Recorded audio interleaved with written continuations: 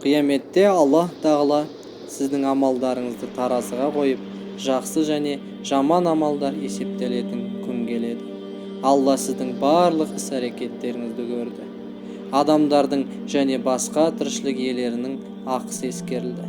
Сіз Сират көпірінде екі есіктің біріне кіресіз. Бұл не жұмақ, не тозақ болмақ. Алла сақтасын. Алла періштелерді шақырып былай дейді: бұл адамның соты аяқталды, бірақ менде қалған соңғы есебі бар. Оның сауабын өзім беремін. Мен оны сол ісі үшін сыйға бөлеймін. Періштелер бұл істің таразыда қанша тартатынын білмейді. Бұл тіпті періштелердің жазған жазбаларында жоқ.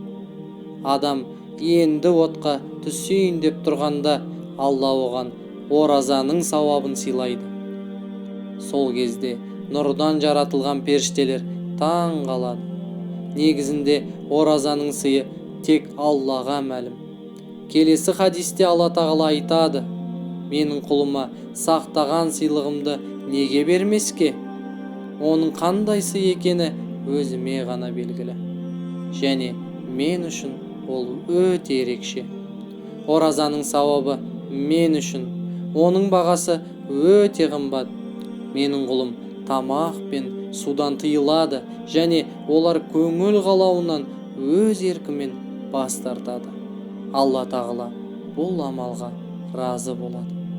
Біз тек Алла үшін ораза ұстадық па? Алла Тағалаға деген махаббатымыз, оған деген сеніміміз және оған бағынуымыз қаншалықты шынайы? Ант етейін, Алла Тағала бәрін көруші. Раббыңыз үшін тағам мен судан нәпсі қалауынан шектелу сіздің ықыласыңыздың басты көрсеткіші, шынайылықтың соңғы белгісі.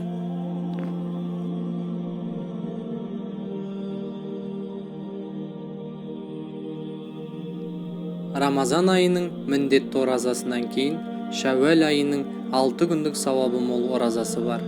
Кім осы 6 күнде ауыз бекітсе, 1 жыл толық ораза ұстағанның сауабын алады.